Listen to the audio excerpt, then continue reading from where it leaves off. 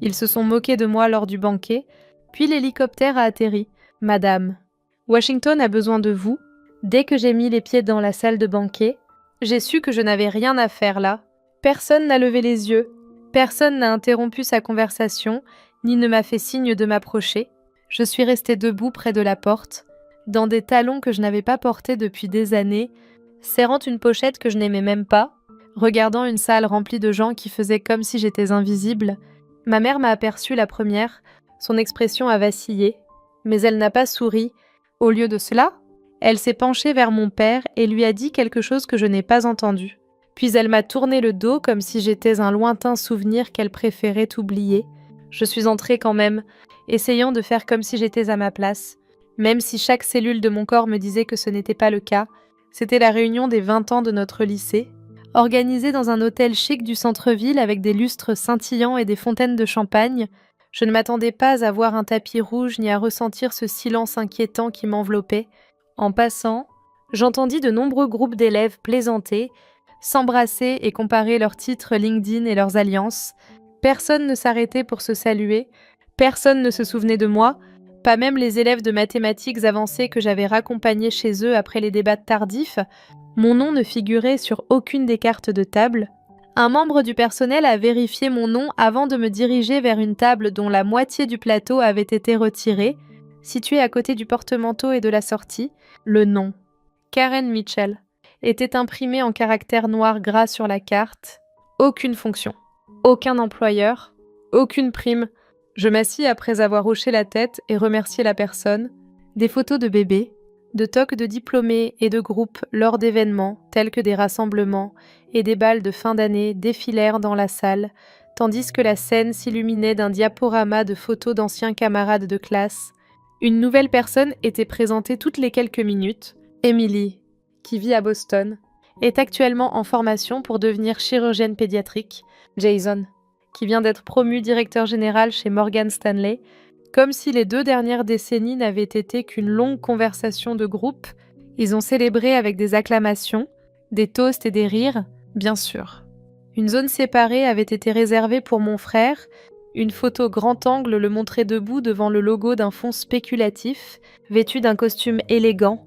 Paul Mitchell, ancien élève de Yale, est aujourd'hui directeur général de Venture Sync Capital. Debout à côté de lui, ma mère rayonnait comme si c'était elle qui figurait dans le classement Forbes. Elle pointait fièrement la télévision, puis son fils, exprimant ses sentiments à tous ceux qui voulaient bien l'écouter. Mon père se contentait d'acquiescer. Je tiens un verre de whisky. Je suis complètement ignorée. En terminale, j'étais déléguée de classe. Le premier programme de service communautaire de l'école avait été fondé par des membres de la National Honor Society. Il n'en est rien resté. Il n'y a ni photo ni liste. Ces couloirs me donnaient l'impression de n'avoir jamais existé, comme si je n'avais jamais vécu. Je m'efforçais de ne pas y prêter attention. Je me suis convaincue qu'il s'agissait peut-être d'une erreur. Il est possible que les fichiers aient été téléchargés par accident. Cependant, j'avais le sentiment que ce n'était pas une erreur. Il manquait quelque chose. J'avais également appris que le fait d'omettre quelque chose était cruel en soi. Près de la table des desserts, j'ai aperçu mes parents, mais ma mère n'a pas voulu me prendre dans ses bras. Elle m'a murmuré « Tu es venue ?» en inclinant légèrement la tête, comme si c'était une surprise. Elle ne m'a pas demandé si j'avais trouvé ma place. Elle ne m'a pas dit « Tu es belle ?» ou « Tu nous as manqué ?» Mon père m'a juste posé quelques questions pratiques. Je suis à la table 17. Il n'a rien dit. Ma mère m'a regardée, a fait signe à quelqu'un derrière moi, puis a dit « Nous sommes à la table 3. Si tu as besoin de quelque chose, avant de se retourner et de partir tous les deux. » Pendant un instant, je me suis interrogée sur la raison de ma présence ici, debout avec une petite fourchette et un morceau de gâteau friable. Le désir de croire que les choses avaient changé a peut-être joué un rôle. Le temps avait effacé tout l'avantage que j'avais pu avoir. En me regardant, ils allaient voir la femme que j'étais devenue. Ce n'était certainement pas la décision que j'aurais prise à 19 ans, mais nous ne voyions aucune différence. Je restais la fille qui avait défié les attentes, qui avait rejeté les universités prestigieuses au profit de l'armée, qui avait renoncé à un poste de cadre pour le front et dont les médailles passaient inaperçues. Malgré tous mes efforts pour me présenter de manière digne, je n'étais toujours rien d'autre qu'une déception pour eux. Ce n'était pas une gifle, mais plutôt comme des parasites, faibles, continus et inévitables. Je retournai à ma table, la chaise vacillait. Quelque chose clochait, le point central. Une tache de café était également visible sur la nappe, près du coin. Je pris place, posai délicatement ma serviette sur mes genoux et les observai lever leurs verres à un avenir auquel je n'étais pas invitée. Une partie du problème ne venait pas de l'omission, c'était leur assurance dans la manière de la faire qui était essentielle. Imaginez si ma disparition m'avait rendue insignifiante, comme une note de bas de page dans un livre. Tout était encore frais dans mon esprit. Peu importe que mon nom ait été omis du programme de remise des diplômes, peu importe qu'ils aient envoyé des cartes de Noël avec la photo de mon frère et qu'ils aient cessé de s'enquérir de moi l'année où j'ai arrêté de leur donner de mes nouvelles, je remuai légèrement mon verre. Au-delà de la pièce, ma mère rit en inclinant légèrement la tête en arrière, dévoilant ses boucles d'oreilles en perles à tout le monde, pendant que Ryan clarifiait quelque chose à l'aide de graphiques et de chiffres. Mon père se pencha vers la table et hocha la tête. En les regardant, je pris conscience de quelque chose que j'avais essayé de cacher. Ils étaient plus que simplement indifférents, ils avaient un but. De plus, je n'avais pas été ignorée, j'avais disparu. Mélissa s'est assise à côté de moi alors que je pliais ma serviette pour la 3e fois, même si nous ne nous étions pas vus depuis longtemps, son expression, mélange de nervosité et de remords, était immédiatement reconnaissable depuis nos années de collège. Pour rattraper le temps perdu, elle était absente. De l'autre côté de la table, elle m'a glissé son téléphone, d'une voix calme et posée. Elle m'a dit « Je pense que tu devrais voir ça ». J'ai regardé l'écran. Mon cœur battait déjà à tout rompre, rien qu'en lisant l'objet du message. Demande de suppression. Bonjour, je m'appelle Karen Mitchell. Cet email a été envoyé il y a 15 ans. Il a été rédigé pour le comité des anciens élèves de l'école et envoyé par mon père. Il était bref et d'une formalité extrême. Le type d'email idéal pour offenser quelqu'un tout en conservant un ton poli. La lettre disait « Compte tenu de la décision de Karen d'abandonner ses études et de chercher un autre emploi, nous pensons que sa présence dans les prochains documents de reconnaissance des anciens élèves pourrait créer une confusion quant aux valeurs de notre famille. Veuillez supprimer son nom de toutes les communications futures. » Je l'ai relu 3 fois. Mes paumes sont devenues engourdies. Des emplois qui ne sont pas traditionnels. Mes 20 années d'expérience dans le renseignement militaire pouvaient être qualifiées ainsi. J'avais l'impression d'avoir décroché un poste temporaire dans une station de lavage, comme si je n'avais renoncé à rien. Ils n'avaient pas simplement décidé d'ignorer mes actions, leur objectif était de les éliminer, excluses, sans rapport, pas la réalité. Mon regard s'est posé sur Mélissa, elle a baissé la tête et a tapoté l'écran une nouvelle fois. Il y a autre chose. Son doigt a glissé vers une autre boîte de réception. Celui-ci appartenait à ma mère. Il faisait partie de la collection des médailles d'honneur. Le message disait « Karen a exprimé son souhait de préserver sa vie privée et souhaite retirer sa candidature. Nous vous demandons de respecter sa décision et de ne pas rendre publique cette nomination. » Je l'ai lu avec le cœur lourd. Je ne l'avais pas écrit. Personne ne m'avait jamais demandé de le faire. Je ne savais pas que quelqu'un m'avait nominé. Je comprenais maintenant pourquoi. Parler était difficile. Non pas parce que j'étais submergée par les mots, mais parce que rien ne pouvait changer la réalité. Ils ne m'avaient pas simplement ignorée. J'avais été maintenue dans l'ombre parce qu'ils avaient fait des efforts particuliers pour cela. Ignorée, méconnue et oubliée. Quelque chose d'autre s'est produit dans le silence qui m'entourait. À ce stade, c'était plus que simplement désagréable, entremêlé de tromperies délicates et de sourires narquois. C'était hostile. Mon exclusion de la présentation était immédiatement très claire. Pour une raison quelconque, lors des présentations, personne n'a mentionné mon nom. Même mes parents trouvaient que mon nom sonnait bizarre. Rien n'était arrivé par hasard. Ils avaient fait un choix et ne m'en avaient même pas informé. Ils avaient inventé cela parce qu'ils avaient honte de moi, de mes décisions et de ma transformation. Je clignai doucement des yeux. Mélissa resta silencieuse. Elle n'avait pas besoin de parler. Il n'y avait rien d'autre à dire. Cette trahison ne s'accompagnait d'aucune cri. Elle s'est manifestée sous forme de pixels et de jargon commercial. Le récit et les valeurs familiales étaient les mots qui l'enveloppaient. L'étiquette servait de couverture à un effacement intentionnel et impeccable. Le souvenir du jour où j'ai annoncé à mes parents que j'avais été acceptée à West Point m'a submergée de souvenirs. À 17 ans, je me tenais dans la cuisine. la lettre à la main comme si c'était de l'or. Après cela, mon père est resté silencieux pendant 1 minute entière. Alors, tu préfères les bottes aux livres ? M'a-t-il demandé, le regard fixé sur moi. Je choisis un but. Il s'est levé et est parti. Depuis, ils ont continué à faire cela chaque année. J'ai renoncé à mes déploiements, à mes promotions et à tout aspect de ma vie qui ne correspondait pas à leur définition du succès. Enfin, c'était là, en noir et blanc, la preuve du déni sous forme numérique. Le document n'avait pas le mordant nécessaire. La clé résidait dans la zone de confort. Je le savais d'avance. Enfin, tout était clair. Ce qu'ils murmuraient quand personne ne regardait, ce qu'ils omettaient dans les albums photos et ce qu'ils répondaient quand on leur demandait pourquoi je n'étais pas là pour Thanksgiving. Le scénario était toujours le même. Ils avaient honte. La honte les consumait. Pas celle de l'échec, mais celle du silence. La raison étant que j'étais resté silencieux, j'avais négligé de mettre les choses au clair. En leur permettant de me dépeindre à leur guise, je leur avais donné carte blanche. D'un geste doux, Mélissa posa sa main sur la mienne. Mon corps resta immobile, puis il resta immobile, comme pour m'offrir la possibilité de me connecter quand je le voudrais. De mon côté, tout était calme. Je n'étais toujours pas en colère. Cela viendrait plus tard. Ce que je ressentais à ce moment-là était plus profond et plus lourd. La prise de conscience que j'avais gaspillé 20 ans à essayer de rendre les autres fiers de moi, alors qu'ils avaient déjà décidé que j'étais un problème à régler, et non une fille à vénérer. De plus, c'était la première fois que j'envisageais la possibilité qu'ils ne m'aient jamais vue. Le toast a été porté immédiatement après l'entrée. Le maître de cérémonie a saisi le micro avec l'enthousiasme débordant d'un lycéen passionné de théâtre, le verre à la main. Il a crié. Levons nos verres à la promotion 2003. Certains d'entre nous sont entrés dans le monde de l'entreprise, d'autres dans la vie artistique. Quelqu'un dans cette salle est devenu général. La question fit rire tout le monde.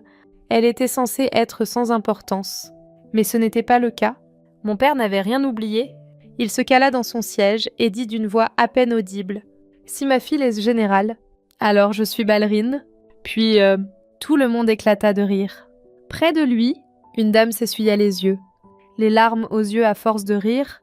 Dès que quelqu'un a dit « elle a fait un camp militaire d'été » ou quelque chose comme ça, non. La saison a commencé, avec cette froideur calculée. Ma mère a incliné la tête et a répondu « elle a toujours eu le sens du drame. Elle est probablement encore dans une base militaire à éplucher des pommes de terre. » Je suis restée impassible. J'étais complètement figée. Je me suis assise à la table que j'avais abandonnée depuis longtemps, assis à 2 places de la porte. Je sentais une centaine de non-dits peser sur mon dos. Personne ne leur a dit de changer de sujet. Personne n'a fait remarquer. En fait, elle a mené des missions qui ne font pas la une des journaux. Même Mélissa, assise à quelques tables de là, n'a pas réussi à retenir mon attention très longtemps. L'atmosphère de la pièce a changé. Cela avait dépassé le simple divertissement. C'était devenu un sport. Et j'étais là, sans défense et vulnérable. J'aurais pu rester où j'étais. J'ai gardé mon sang-froid au lieu de m'enfuir, de me mettre en colère ou de jeter un verre. Même si les grenades étaient des mots et que c'était ma réputation qui était en jeu, des années de maîtrise de moi m'avaient appris que le silence était plus sûr et que rester immobile pouvait être une forme de protection. Ce ne sont pas seulement leurs mots qui m'ont touchée, ils semblaient répéter, comme s'ils les prononçaient avec aisance. C'était comme demander un autre verre, tout naturellement, pour se moquer de moi. J'ai vu le rire insouciant de mon père, comme si de rien n'était, comme si la dignité n'était pas de mise. J'ai vu ma mère boire son vin avec désinvolture. J'ai reconnu des visages familiers en balayant la pièce du regard. Les étudiants dont j'avais aidé à améliorer les notes d'examen finales, qui avaient sangloté sur mon épaule après avoir reçu leur lettre de refus d'admission à l'université. Ceux qui m'avaient déjà témoigné leur admiration m'avaient dit que je les motivais. Ma chute dans le ridicule les avait fait s'asseoir là, à rire. Ma respiration restait régulière, même si mes mains étaient toujours posées sur mes genoux. Quelque chose en moi se brisait. Ce n'était pas de la colère. Pas à ce moment-là. La simple pensée qu'il aurait peut-être été préférable de sombrer dans l'oubli, plutôt que d'être rappelé de cette manière. La musique du jukebox passa à un standard de jazz. Une petite lumière s'éteignit. Le mal était déjà fait lorsque le maître de cérémonie se mit à faire une blague sur le bal de promo et les photos de l'album de fin d'année. À l'insu de la salle, Elle venait de perdre quelque chose d'important. Une dame à la table 17 passa inaperçue, car son silence était un acte de maîtrise plutôt que de faiblesse. Elle avait vu plus de conflits dans les zones de guerre que n'importe qui d'autre dans une salle de réunion ou un bureau. Ce qu'ils voyaient, c'était une bonne histoire mal finie. Un fantôme. Une réflexion après coup, la source de leur amusement restait un mystère pour eux. Non, vraiment, néanmoins, ils le feraient. Non, je me suis retirée de la salle de bal. Au contraire. Je suis montée discrètement dans l'ascenseur et me suis dirigée en silence vers l'appartement que j'avais réservé sous un autre nom. Il régnait un silence mérité dans la pièce, où l'air était frais et calme. J'ai baissé le talon et tiré doucement le rideau, révélant les lumières éthérées de la ville. On ne pouvait pas le deviner depuis cet endroit, mais la réunion battait toujours son plein. Je me suis laissé respirer. Le téléphone se mit alors à vibrer. L'identité de l'appelant n'apparaissait pas. Le cryptage était aussi simple qu'une clé rotative et un ping sécurisé. J'appuyais sur l'écran. Niveau Merlin atteint. Statut Tra. J'ai repéré un mouvement. Recherche en cours. Je lus 2 fois le message avant de me diriger vers le débarras. Caché sous mon sac à main, derrière un faux panneau, se trouvait le boîtier. Mon index toucha le scanner. Un clic instantané. La vérification de mon empreinte digitale, de ma voix et de ma rétine ne prit que quelques secondes. À l'intérieur se trouvaient toutes les informations à mon sujet dont ils ignoraient l'existence. La tenue avait été pliée avec le plus grand soin, un badge d'identification. Une interface mobile. Je sortis l'iPad et l'allumai. J'avais oublié à quel point le bourdonnement familier des informations cryptées qui envahissaient la pièce m'avait manqué. Les dangers se chevauchaient dans 3 domaines différents. Des intrusions de drones via le cyberespace, la marine et des zones éloignées. Un nom revenait sans cesse. Le sorcier Merlin. L'alerte avait été donnée 6 mois plus tôt. Tout le monde avait pris cela pour du bruit de fond. En réalité, ce n'était pas le cas. Je gardais mon poignet attaché au clavier. Je me redressais. Repose tes épaules. Je me sens bien. Une nouvelle douleur, plus vive, remplaça celle provoquée par les retrouvailles. L'objectif. J'avais franchi la ligne de sécurité. Une voix grinçante s'échappa. Lieutenant général Mitchell. Confirmation demandée. Présence requise à Washington immédiatement avant 6 heures. Les services de renseignement sont en alerte. Vous êtes en charge. Je répondis sans hésiter. Je repassai une dernière fois ma tenue avant de l'enfiler. Puis je dis « Confirmé ». Je me contentais de la regarder, suivant du regard les étoiles argentées qui m'avaient été décernées après chaque procédure. Ils auraient pu facilement me supprimer, pensais-je en repensant aux emails et au silence. Mais ce n'était pas le cas. C'était sincère. À l'autre bout du monde. Quelqu'un attendait que je prenne une décision qui déterminerait le cours des événements à partir de cet instant précis. La colère avait quitté mon corps, une sécurité absolue. Pour être honnête, j'étais prêt. Ils ne me connaissaient pas du tout, mais ils allaient le faire. L'animateur est revenu sous les projecteurs, faisant teinter son verre avec un sourire trop large pour être crédible. Maintenant, a-t-il dit d'une voix qui ressemblait à celle d'un batteur, levant nos verres à Ryan Mitchell, fier ancien élève de Yale et capital risqueur, ainsi qu'à ses parents, ascension vers la célébrité. L'ovation monta rapidement, comme si une vague tentait d'en submerger une autre. Ma mère prit la tête, les bras tendus comme si elle recevait un prix, avec son air supérieur caractéristique. Mon père lui emboîta le pas en levant son verre. Ryan rayonnait de joie, comme s'il avait encore une fois remporté le jackpot. Non content de continuer à critiquer le sujet, le maître de cérémonie a poursuivi. N'oublions pas l'autre enfant, Mitchell, où qu'elle se trouve. Les spectateurs ont gloussé. C'était froid, cruel et sauvage. Après cela, le sol a tremblé. Au début, on aurait dit le bruit d'un véhicule passant à l'extérieur, puis un bruit s'est fait entendre, profonde, lourd, pulsant. Les verres à jus ont teinté, les fourchettes se sont figées en l'air, les lumières clignotaient. Au-delà des baies vitrées, le ciel se dévoilait. L'hélicoptère noir mat plongeait dans un rugissement. Marques non incluses, la lumière vive des projecteurs transperçait la salle de bal. Dès que les mots eurent quitté les lèvres, toute la salle se figea. La bouche ouverte, les gens se précipitèrent vers les fenêtres. Les rires cessèrent. Une puissante rafale de vent a ouvert les portes d'entrée et a même renversé un centre de table. Des personnages vêtus de vêtements soignés, chaussés de bottes imposantes et aux mouvements précis sont entrés dans la pièce. Le colonel Reeves lui-même se trouvait parmi eux. Il a regardé autour de lui comme s'il s'agissait d'un champ de bataille, sans hésiter. Il a fixé son regard sur moi, il a contourné les tables dorées, les sénateurs et les PDG, se tenant à 1 mètre de moi. Il s'est incliné et m'a salué. « Lieutenant général Mitchell, Madame, le Pentagone demande votre présence immédiate. » L'espace s'est figé, nous étions hypnotisés par le lustre, le sourire de ma mère s'est effacé, la main de mon père a tremblé, l'animateur a baissé son micro, la discorde régnait. Tout le monde était figé, et c'est à ce moment-là que tout s'est passé. Une soudaine prise de conscience a envahi la pièce. Je n'avais pas simplement été reconnue, j'avais enfin été remarquée. Debout devant moi, la voix du colonel Reeves était claire et autoritaire. « Lieutenant général Karen Mitchell, Madame, vous êtes requise immédiatement au Pentagone, dossier opérationnel. Merlin a été élevé au niveau supérieur. L'extraction est autorisée. » Simultanément, il me tendit le dossier scellé, sans jamais me quitter des yeux. Le choc fit voler la pièce en éclats comme du verre brisé. L'importance de mon statut et de mon nom était soulignée. Le scepticisme était contagieux. Les meubles grinçaient. Curieux de savoir s'ils assistaient à un spectacle ou à quelque chose de vraiment monumental, les spectateurs se sont approchés, puis celui qui se trouvait derrière a commencé à parler. Une journaliste à l'air anxieux a émergé de la foule, serrant de plus en plus fort une feuille imprimée à chaque pas. « J'ai reçu la confirmation », a-t-elle déclaré. Et Madame Smith ont envoyé cet email en interne en 2010.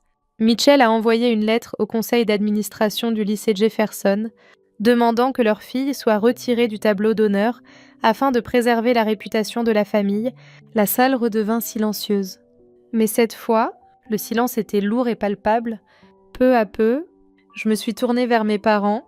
Elle serrait ses mains très fort, la mâchoire crispée et la bouche grande ouverte. Mon père regardait devant lui, sans hésiter. Je m'avançais, ma voix ne tremblait pas. Fixant leur regard comme un projecteur, j'ai dit « Vous ne m'avez pas simplement ignoré, vous m'avez effacé. » Lorsque ma mère a ouvert la bouche pour parler, elle m'a averti. Et maintenant, devant tous ceux que tu as essayé d'impressionner, ils se souviendront de ce que tu as essayé de cacher. Personne n'a rien dit. D'un seul pas, mon père s'est avancé. Je lui ai refusé cette opportunité. Tu ne peux pas réécrire l'histoire, ai-je déclaré. Puis le colonel Reeves s'est levé à côté de moi et a dit « L'hélicoptère est prêt, Madame ?» Je lui ai fait signe que oui. Je me suis retournée et je suis passée devant eux, rapidement et sans hésitation, au-delà du MC, immobile à côté du micro qui était tombé. Ryan, qui semblait figé dans le temps, était assis là, clignant des yeux frénétiquement. Au-delà des visiteurs qui chuchotaient désormais entre eux plutôt que de commenter mon échec, à l'entrée, les chuchotements se transformèrent en une vague de compréhension plutôt qu'en rumeurs. C'est une générale. Ils ont menti à son sujet. Pourquoi ses propres parents ont-ils fait ça? Certaines réalités sont mieux gardées secrètes. Elles n'ont besoin que d'un instant pour être entendues à jamais. C'était un matin où l'herbe était bondée. Les membres de la presse, les dignitaires et les participants en uniforme se pressaient sur la pelouse, assis en longue rangée.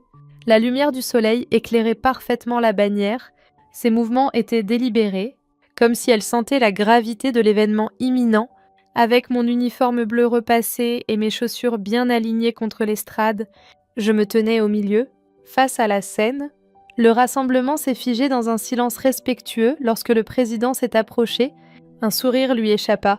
Il l'avait peut-être esquissé. Il garda une voix calme tandis qu'il lisait la citation. Pour son leadership extraordinaire, son service soutenu et son intégrité sans faille dans des opérations cruciales pour la sécurité nationale. Un instant plus tard, il se leva et passa la médaille d'honneur autour de mon cou. Ce n'était pas tant la médaille en soi, mais plutôt le poids de tout ce qu'elle représentait qui rendait le ruban plus lourd que je ne l'avais imaginé. Juste la vérité, sans fioriture ni éloge. J'ai vu mes parents assis ensemble au 3e rang. Les mains crispées entouraient mon père. Ma mère se tenait debout, parfaite. Personne ne pleurait, personne n'applaudissait. Tout le monde observait, simplement, et cela suffisait. Je leur ai jeté un bref coup d'œil. Ce n'était pas nécessaire, ce n'était pas leur moment, c'était pour les héros méconnus parmi nous, ces personnes altruistes qui servent sans fanfare, c'était pour tous les noms qui ne figurent pas sur la liste, et toutes les histoires qui ont été supprimées après la cérémonie. J'ai marché seule dans l'allée du jardin. La plaque sur le mur indiquait clairement mon nom, Karen Mitchell. Pas de titre, pas de décoration, juste des mots qui comptaient, à diriger avec une force tranquille, à service sans chercher à se faire remarquer. Des pas se sont approchés derrière moi. Je me suis légèrement retournée, une cadette, à peine âgée de 20 ans, se tenait là, avec ses taches de rousseur, ses mains nerveuses et sa voix tremblante. « Madame », m'a-t-elle dit, « c'est grâce à vous que je me suis engagée. » Je n'ai pas dit grand-chose, j'ai simplement hoché la tête. Cela suffisait. À cet instant, j'ai compris quelque chose que je n'avais jamais compris auparavant. L'héritage ne vient pas de l'approbation, il vient de la vérité. Et la vérité, lorsqu'elle est dite clairement, peut survivre à tout, même au silence. Peut-être que mes parents ne m'ont jamais soutenue, peut-être qu'ils ne le feront jamais, mais quelqu'un d'autre vient de le faire, et c'est ce que je vais transmettre. Ce qu'ils ont essayé d'effacer est désormais gravé dans le bronze, gravé dans la mémoire. Si vous vous êtes déjà senti invisible aux yeux de ceux qui auraient dû vous voir en premier, je veux que vous sachiez quelque chose. Vous n'êtes pas seul. J'ai vécu pendant des années en pensant que mon silence me rendait forte. Mais parfois, le silence nous fait simplement disparaître. Il y a eu des jours où j'ai cru qu'être ignorée signifiait que je n'étais pas à la hauteur. Peut-être devais-je gagner ma place dans l'histoire en faisant plus, en étant meilleure. Mais j'ai appris que ce n'est pas une question de volume, c'est une question d'authenticité. Et si vous êtes toujours debout après tous ces rejets silencieux, alors vous l'êtes déjà. Alors, si vous avez déjà été effacé, rejeté ou écarté de votre propre vie par des personnes qui prétendent vous aimer, laissez un commentaire. Pas pour l'algorithme, mais pour que d'autres comme nous sachent qu'ils ne sont pas seuls, qu'il y a d'autres personnes qui ont ressenti la douleur d'être ignorées et qui sont toujours là. Et si vous en êtes sorti plus fort, si vous avez retrouvé votre voix, même de manière infime, laissez un 2, parce que quelqu'un a besoin de voir que la guérison est possible, que survivre dans le silence peut encore mener à quelque chose de puissant. Cet espace que nous construisons ici, il ne s'agit pas de crier le plus fort, il s'agit d'être enfin entendu, calmement, clairement, sincèrement. Merci de nous avoir écoutés.